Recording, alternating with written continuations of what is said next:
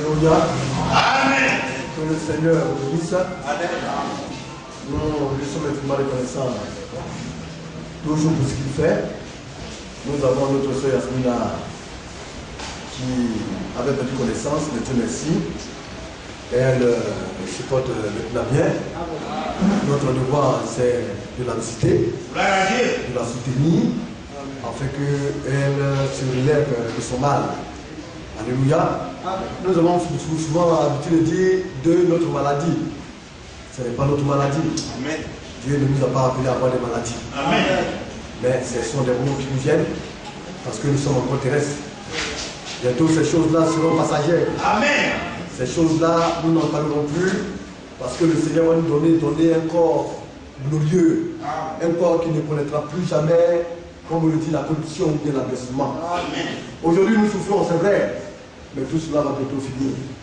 Alléluia. Amen. Et donc, lorsque le frère Atta était malade, j'ai eu écho que beaucoup de frères sont allés le visiter. Ils l'ont soutenu et, comme on le dit, ils l'ont fortifié. C'est ainsi que les chrétiens doivent pouvoir marcher. En tant que croyants, nous devons pouvoir être là quand nos frères et nos soeurs ont besoin de nous.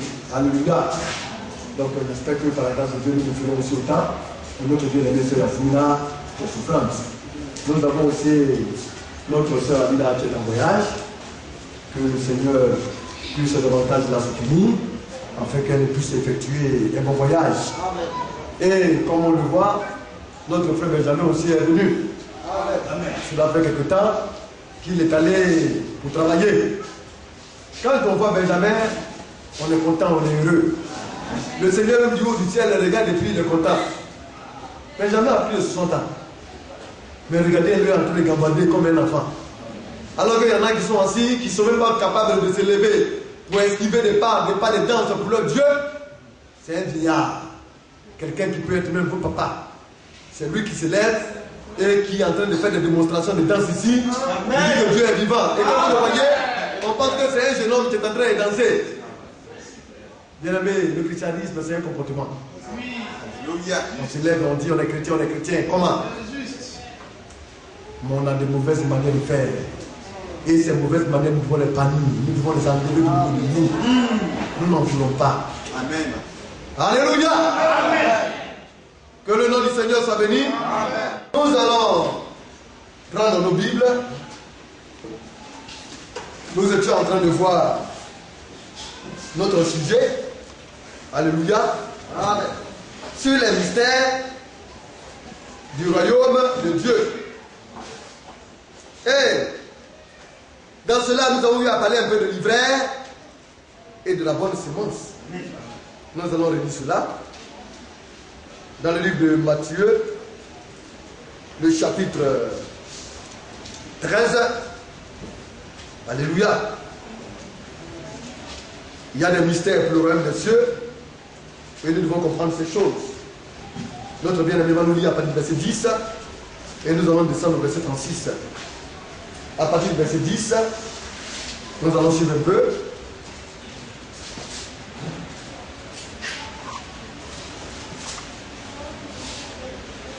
Matthieu chapitre 13 à partir du verset 10. Les disciples s'approchèrent et lui dirent: pourquoi leur parles-tu en parabole? Vous savez, avec le Seigneur, la plupart du temps, ce qui se faisait avec ses disciples, c'est que ceux-ci étaient beaucoup curieux. Alléluia. Amen. Ils posaient beaucoup de questions. Quand ils ne comprenaient pas une chose, ils allaient voir le maître et ils lui en demandèrent. C'est ainsi que doivent marcher les croyants. Quand on ne perçoit pas une chose, on ne s'assoit pas là pour regarder. Mais on essaie de s'enquérir pour en savoir plus. Il faut s'instruire. Alléluia. Il faut davantage connaître. Parce que celui-là qui connaît est mieux averti. Et quand tu ne connais pas, tu péris. Mon peuple périt parce qu'il lui manque de la connaissance. Amen. Alléluia. Amen. Et tu peux connaître aussi et puis ne pas avoir de la révélation. Alors quand tu connais, tu demandes à la grâce de Dieu afin qu'il te révèle. Alléluia, ces choses-là. Car un peuple sans révélation est aussi un peuple sans frein. Amen. Oui, bien aimé, nous allons partir, nous continuons. verset 11. Oui. Jésus leur répondit, parce qu'il vous a été donné de connaître le mystère du royaume des cieux, Oui. et que cela ne leur a pas été donné. Donc, ayant posé la question au Seigneur, mais Seigneur, pourquoi est-ce que tu parles aux autres en parabole? Alors le Seigneur dit, à vous, c'était ses disciples, hein? Mais au travers de ses disciples, il parlait à son peuple. Au peuple de Dieu, aux enfants de Dieu, il a été donné de connaître les mystères du royaume des cieux.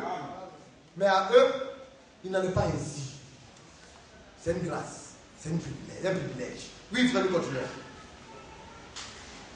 Verset 12. Oui, Car on donnera à celui qui a, oui. et il sera dans l'abondance. Mais à celui qui n'a pas, on notera même ce qu'il a. Donc, le Seigneur continua. Le Seigneur a fait savoir qu'on va donner à celui-là qui a. Alléluia. On donnera à celui-là qui a et il sera dans l'abondance.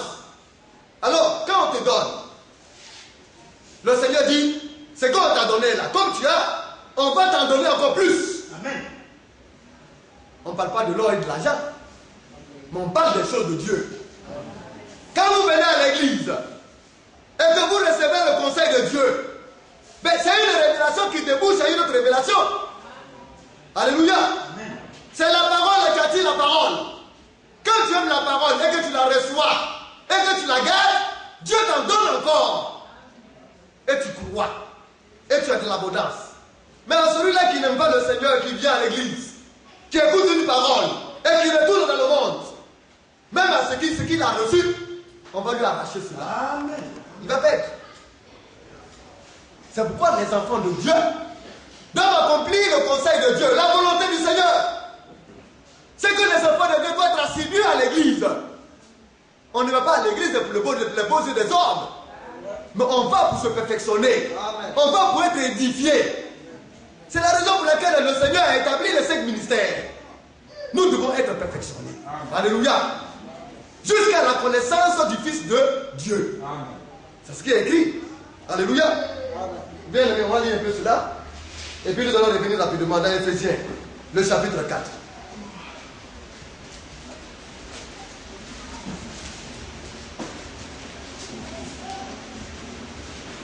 Le verset 11.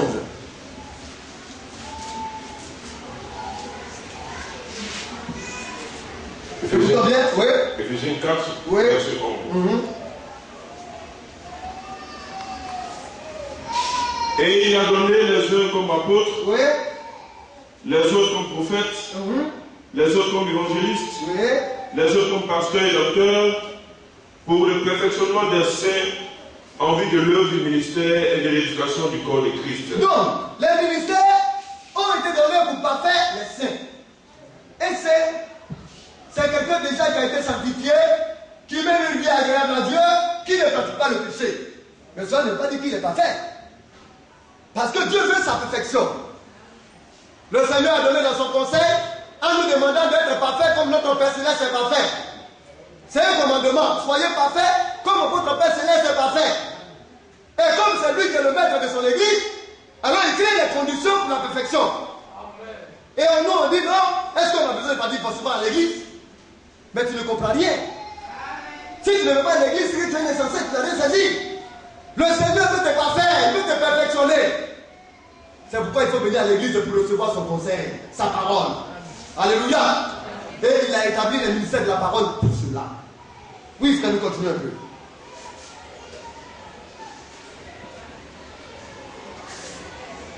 Le verset 13.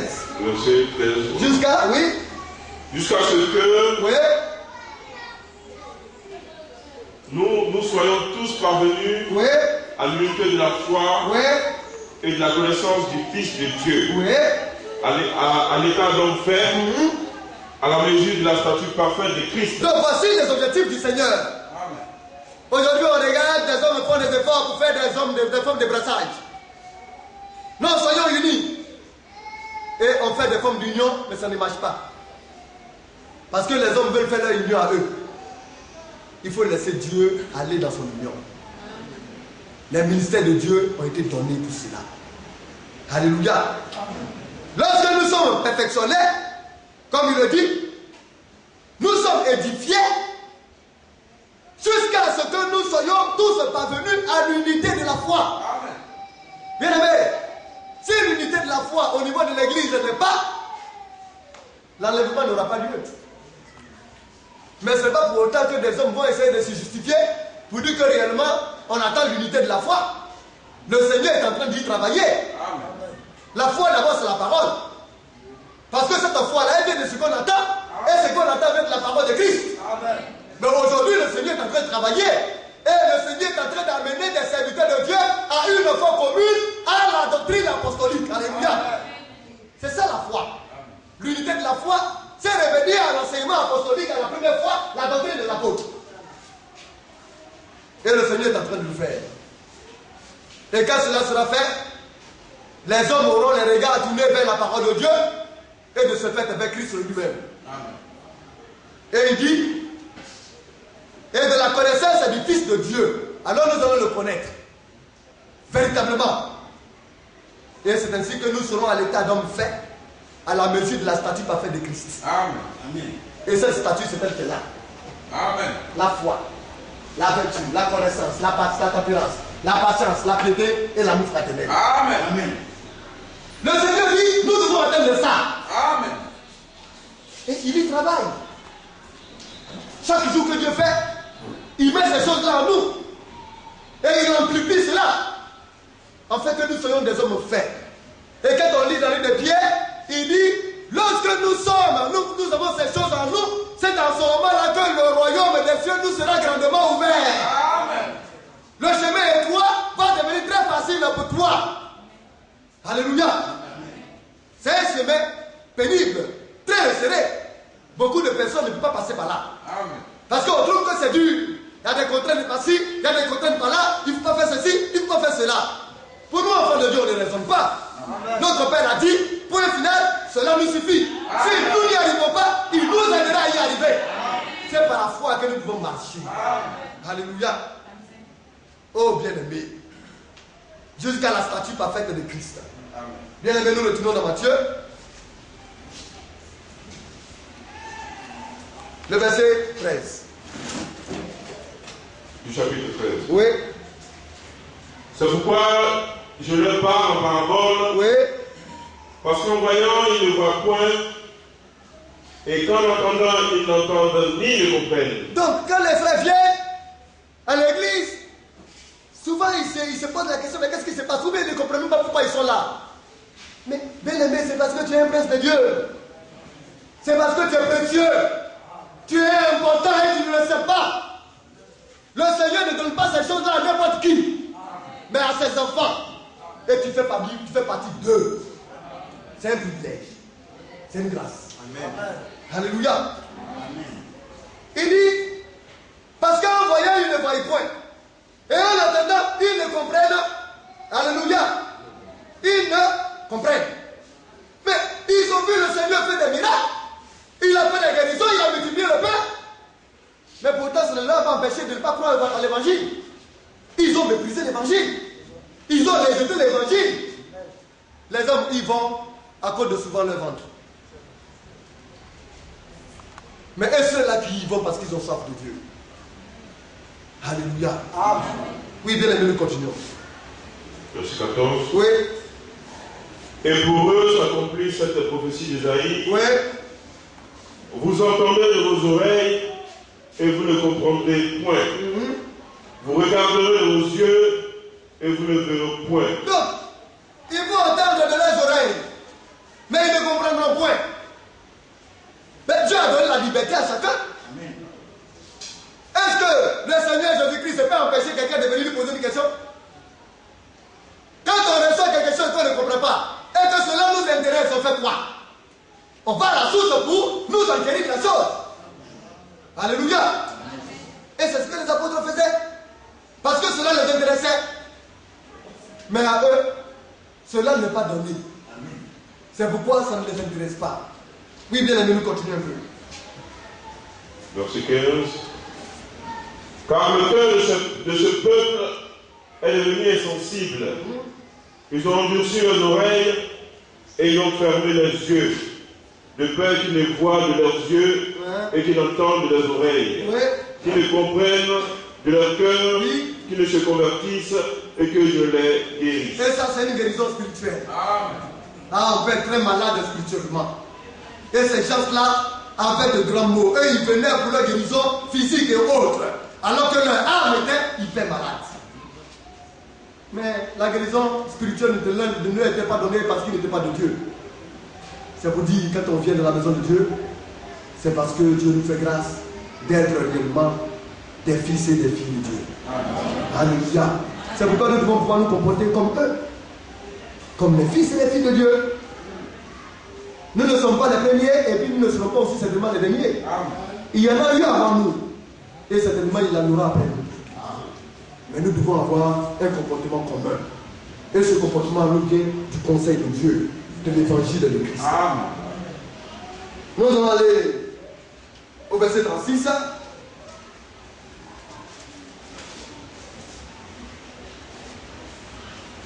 Verset 36 de Matthieu 13. Oui. Alors il envoya la foule et entra dans la maison. Oui. Ses disciples s'approchèrent de lui et dirent: explique-nous la parole de l'ivraie du champ. Il répondit: celui qui sème la bonne semence, c'est le Fils de l'homme. Vous voyez? Regardez comment le Seigneur fonctionne. Ils ont posé une question, mais il est passé par plusieurs étapes pour répondre à la question. Il n'est pas allé directement. Eux, ils peuvent le comprendre. Alléluia.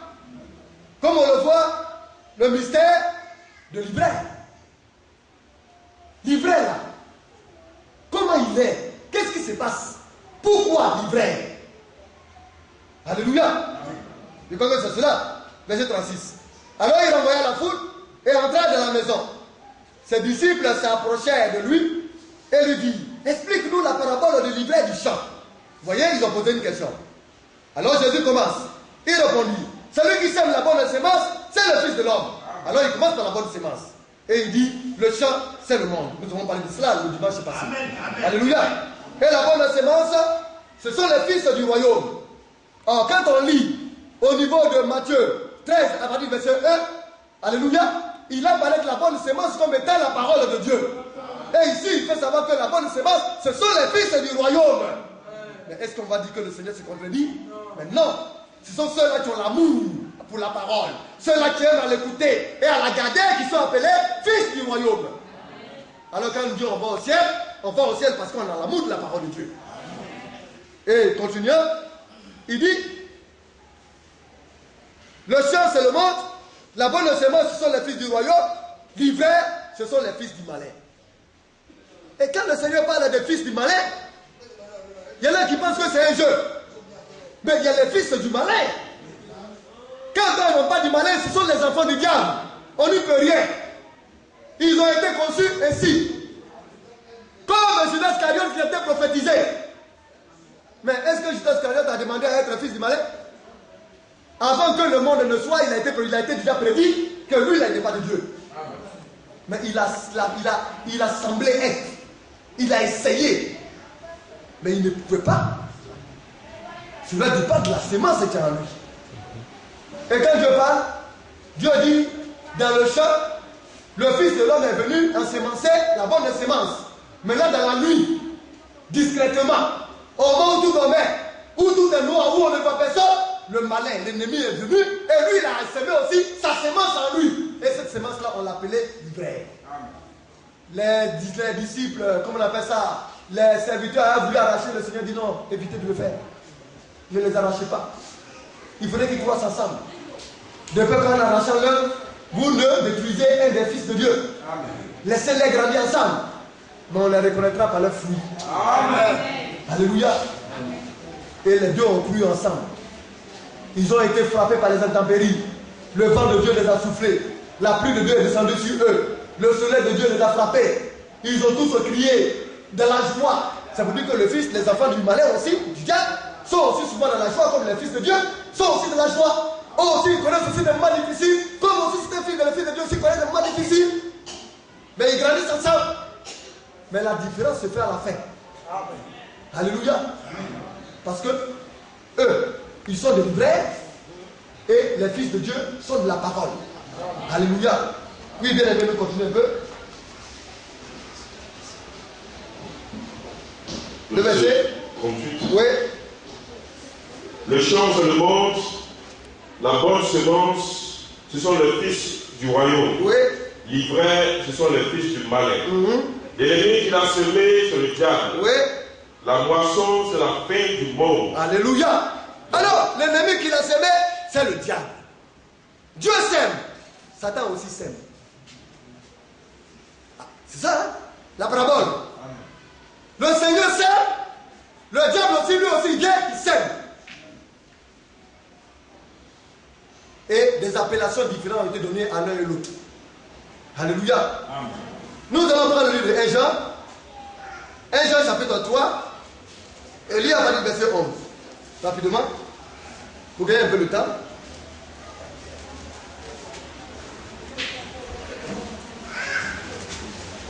Jean 3 à partir du verset 11. Car ce que vous avez, ce qui vous a été annoncé et ce que vous avez entendu dès le commencement, oui, c'est que nous devons nous aimer les uns les autres. Alors, ce que vous avez entendu, ce qui vous a été annoncé dès le commencement, ce que vous a été annoncé du moins, et ce que vous avez entendu dès le commencement, mais le commencement de l'église, c'est où? C'est à Jérusalem. Amen. Avec les apôtres et Jésus. Amen. Jésus leur a donné son conseil. Et eux, ils ont transmis cela à l'humanité. Alléluia. Mais le commandement du Seigneur, c'est que nous puissions nous aimer les uns les autres. Il n'est pas de nom, il n'est pas qui d'aimer quelqu'un. Quand tu aimes là, cela démontre que tu es fils de Dieu. Amen. Ou bien tu es fille de Dieu. Mais l'amour a sa manière de faire. Alléluia. L'amour a sa manière d'être. Aimer un frère veut dire quoi? On a toujours dit, la meilleure manière de savoir ce qu'on aime un frère, c'est qu'on entre en soi-même. Ce que nous voudrions qu'on nous fasse, la manière dont nous voulons qu'on nous prenne, la manière dont nous voulons qu'on nous sente, la manière dont nous voulons être appréciés, alors nous le faisons pour Dieu. Alléluia. Il y a des individus qui s'élèvent, qui sont très nerveux, qui aiment nettoyer, mépriser, rejeter. Et de toi, son temps qui s'élève. Alléluia. Alors ils aiment blesser leur semblable. Ils aiment nuire leur frère. Mais quand on leur fait cela, alors vous allez pas commencer à crier comme des porcs. C'est que tu n'aimes pas qu'on te fasse. Ne le fais pas aussi à ton frère. C'est de là que dépend la loi et les prophètes. Alors qu'est-ce que je voudrais qu'on fasse pour moi? Quand je suis malade et que les frères viennent, je suis content. Parce qu'on me visite, on est nombreux, on me visite. Mais quand mon frère est malade, mes pieds là ne vont jamais chez lui. À l'église, il est venu danser, chanter devant tout le monde, alléluia. Le Seigneur est vivant, Dieu est bon. Mais Dieu regarde, lui là, il n'a pas l'amour. Et c'est ainsi que certains se comportent. Mais nous sommes dans un temps où, pour aller au ciel, nous devons passer par ce commandement-là. Parce que Dieu a fait de sorte que ce commandement-là puisse illuminer la statue de l'homme parfait. Et nous sommes parvenus là. C'est ça. L'âge de l'amour fraternel. Aimer ton frère comme toi-même. Si tu ne l'aimes pas là, tu n'iras pas au ciel. C'est pourquoi le travail de notre âme est de se faire est très important. On n'a plus à se laisser distraire par quoi que ce soit. Est-ce que j'ai de l'amour? Si je n'en ai pas, il est temps pour moi de réfléchir sur nous jusqu'à ce que j'en ai. C'est le travail. Travaillez maintenant votre salut avec crainte et tremblement. Philippiens 2, le verset 12. N'est-ce pas? Bien aimé, comme vous avez toujours obéi, nous devons travailler à notre salut. Alors nous continuons un peu. Oui, bien aimé. Verset 12. Oui. c'est que nous devons nous aimer les uns les autres. Oui. Et ne pas ressembler à Caïn, Oui. qui était du malin. Donc le Seigneur le dit, la Bible le dit, ne pas ressembler à Caïn. Et Caïn, il était du diable, il était du malin. C'est un enfant du diable. Mais nous allons avoir les caractéristiques de Caïn. Vous savez pourquoi le Seigneur a demandé aux hommes de ne pas tuer Caïn? Et pourquoi le Seigneur a mis un signe sur lui? C'est pour qu'il soit un modèle. Amen. Mais un mauvais modèle. Amen. De sorte que ce que lui verra, les enfants de Dieu ne puissent pas imiter sa voix. Amen. C'est pourquoi un signe a été posé sur Caïn. Et de cette même manière, Dieu aussi marque ses enfants par le sceau du Saint-Esprit. Amen. Parce que c'est le signe qui démontre qu'ils obéissent à la voix de Dieu. Amen. Pourquoi? Parce que le Saint-Esprit a été donné à ceux-là qui lui obéissent. Amen. Si tu n'obéis pas, là, tu n'auras pas le Saint-Esprit. C'est quand tu pratiques, tu apprends l'obéissance, que le Seigneur vient sceller à cela en toi. Amen.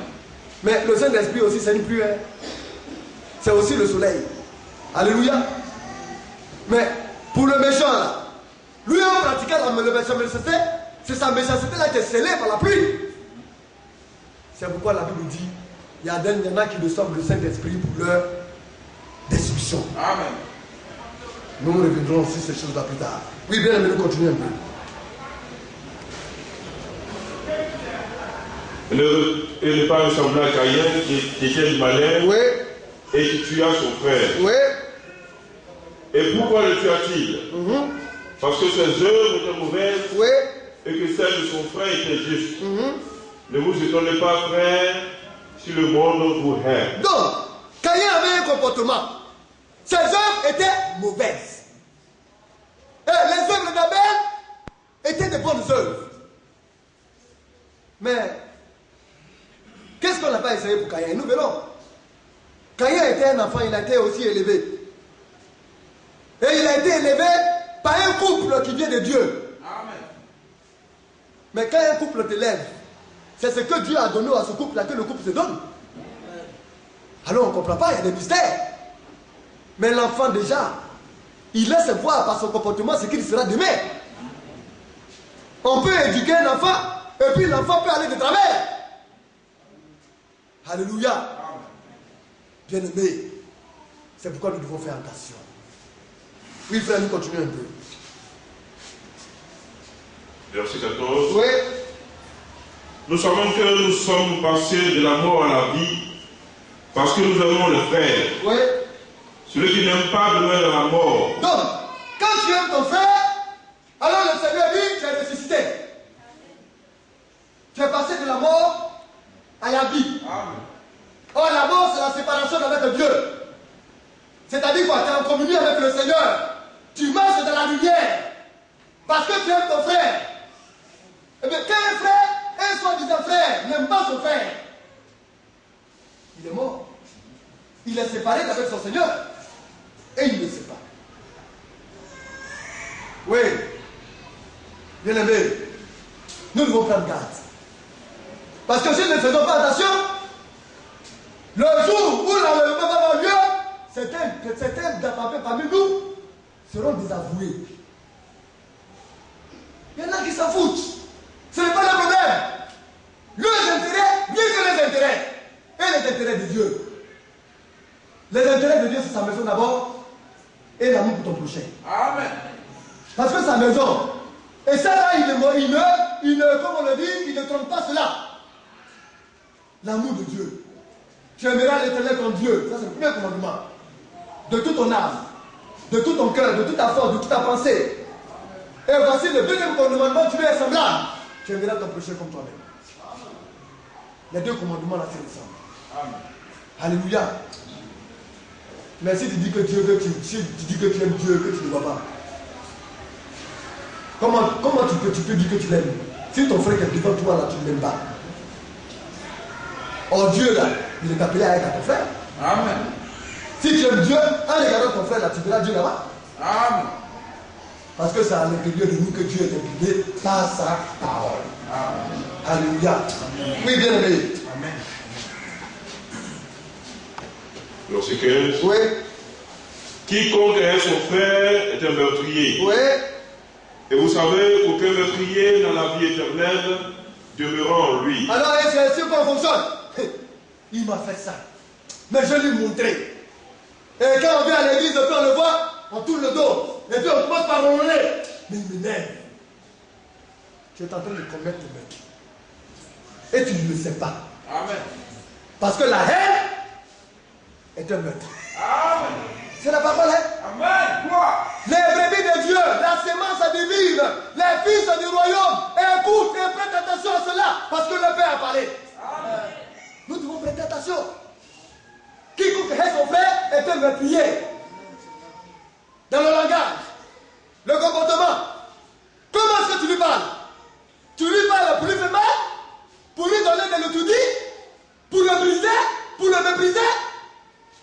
C'est que tu ne connais pas Dieu. Tu es en train de détruire ton frère et tu ne le sais pas. Tu es un meurtrier. Si c'est une soeur, elle est une meurtrière. Nous ne devons pas haïr. Oui, bien aimé. Verset 16. Oui. Nous avons connu l'amour en ce qu'il a donné sa vie pour nous. Oui. Nous aussi, nous devons donner notre vie pour les frères. Alléluia. Oui. Si quelqu'un possède les biens du monde, Oui, nous allons nous arrêter là. Nous allons aller dans le livre de Jude. Alors nous parlons des Caïens parce que nous allons retourner à l'origine pour voir qui est Caïn. Nous allons prendre le livre de Jude et nous allons lire à partir du verset 3. Nous allons aller un peu la plus bas, le temps d'avancer. Jude verset 3. Oui.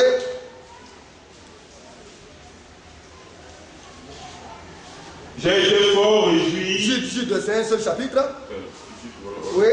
Bien-aimés, alors que je désirais vivement vous écrire au sujet de notre salut commun. Vous voyez, aujourd'hui, qu'est-ce qui se passe?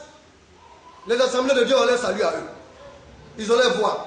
Les pentecôtistes, les méthodistes, comment on appelle ça, christianistes célestes, les catholiques. Alors on voit des doctrines divergentes. Il y a un problème. Il y a une seule et unique doctrine. Nous avons un salut commun.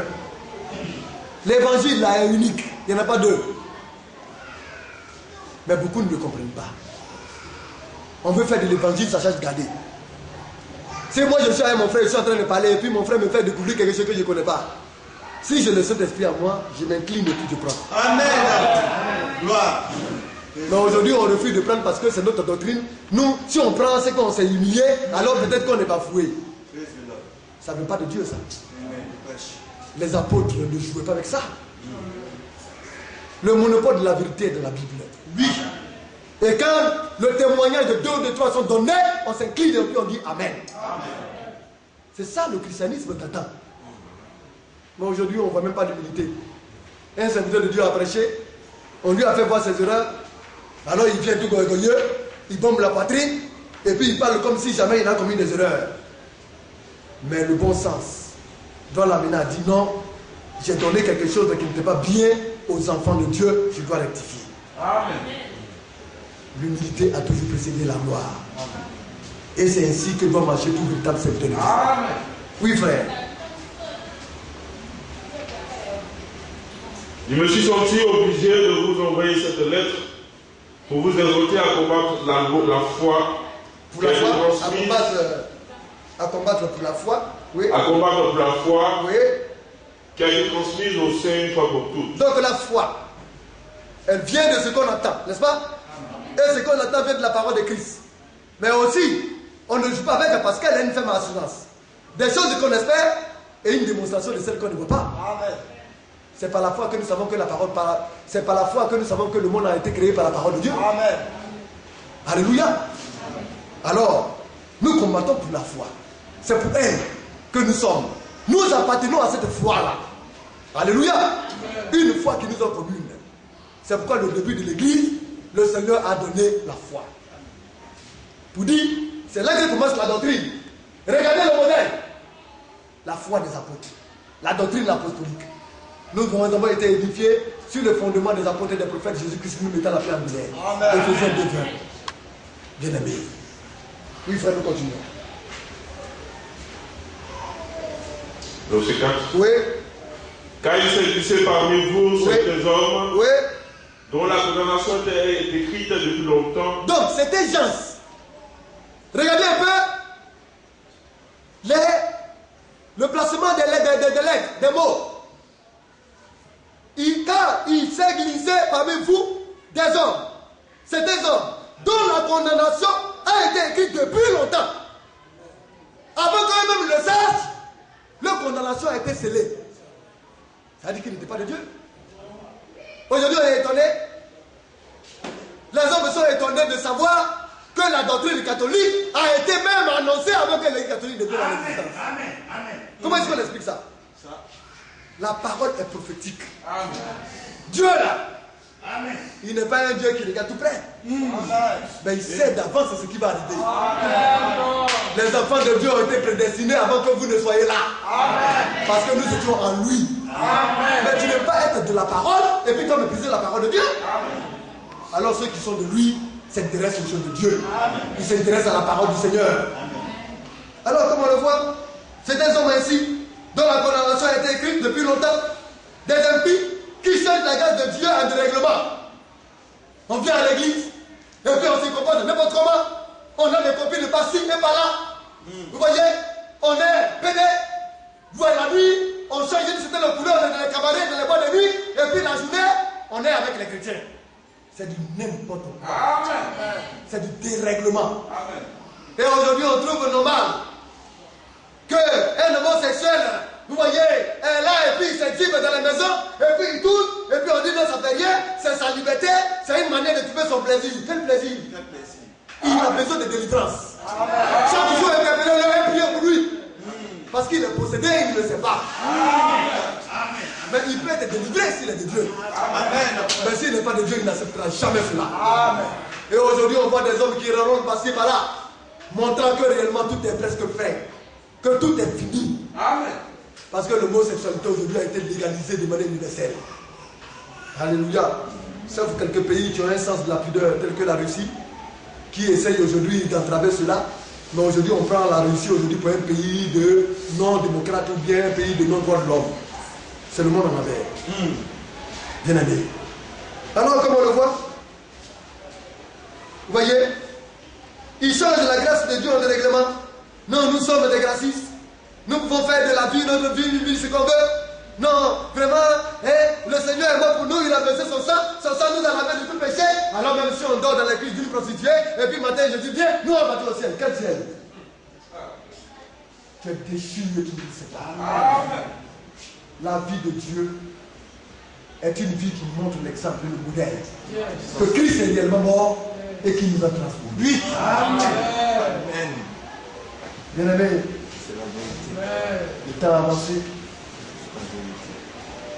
Mais lisez à la maison. Mais je voudrais qu'on lise un peu quelque chose avant de venir. Amen. Supportez-moi un peu. Regardez le verset 8. Amen. Frère, tu lis le verset 8. Écoutez bien. Enfin, du verset 8 rapidement. Malgré cela, oui, ces hommes aussi entraînés par leur rêverie. Ils rêvent. Ils pensent que réellement leur rêve, là, c'est la réalité. Oui. Souillent pareillement leur chair. Oui. Méprisent l'autorité et injurient les gloires. Et nous ici, nous veillons cela. Un chrétien, c'est un chrétien. Il ne fait pas de la politique. Aussi petite que peut-être une autorité, il faut la respecter. Que ce soit une autorité politique ou bien une autorité de l'église, il faut respecter cela. Non, le président là, comme c'est un musulman, vraiment, quand je le vois, il m'énerve. Tu es en train de te perdre. Amen. Aucune autorité ne peut exister si Dieu ne te met. Amen. Amen. Tu es fâché, tu veux, tu ne veux pas, mais il te conduit, tu conduis ton pays. C'est une autorité. Il y a un comportement. Le chrétien là, c'est la conduite. Il ne se mêle pas du monde parce qu'il n'appartient pas à ce monde-là. Mais nous critiquons les politiciens. Mais nous ne prenons pas de parti pris. Amen. Parce que notre parti n'est pas ici. Amen. Et il y va aussi pour l'église. Quand des frères se lèvent, et puis dans le salon, ils critiquent des autorités établies par Dieu. C'est de la disgrâce. C'est dangereux. Vous savez qui a fait cela? Oui, bien aimé, on continue. Rapidement. On va prier tout à l'heure. Mais nous allons revenir sur tout cela. Écoutez bien, regardez bien. Or, l'archange Michel, Oui, écoutez bien. lorsqu'il contestait avec le diable, Il contestait avec Satan, le corps de Moïse. Parce que Satan a une manière de faire. Il a sa stratégie. Il sait que Dieu a déjà dévoilé les catholiques et autres. Que eux, ils aiment réellement adorer l'homme. Ils aiment se fier au sein. Prendre le corps de Moïse, c'est pas bien commencé. Comme l'homme, il est souvent, vous voyez comme on le dit, animé, mal animé, il va aller se prosterner et faire de cela réellement une manière de vénération. Alors Satan veut arracher le corps de Moïse. Et Dieu a envoyé Michael pour dire non, ne lui cède pas le corps de Moïse. Mais il l'a fait dans l'art.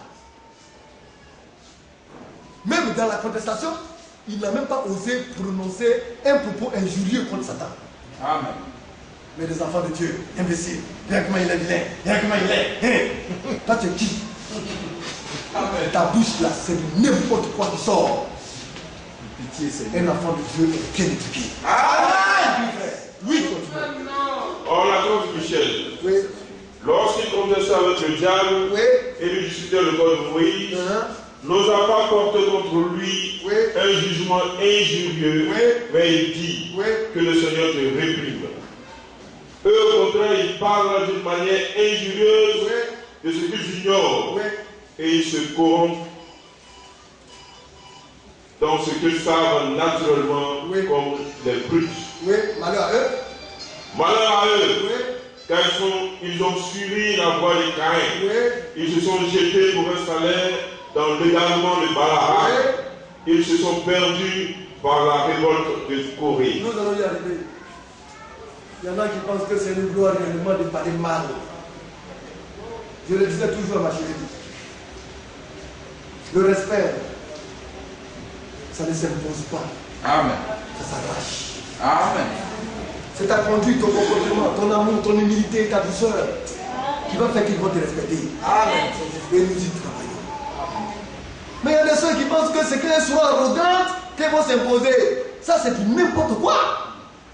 Une sœur, c'est la vertu, c'est la douceur. Amen. Et nos sœurs vont être comme ça. Amen. Parce que vous êtes des filles de Dieu. Amen. Que le Seigneur nous aide. Amen.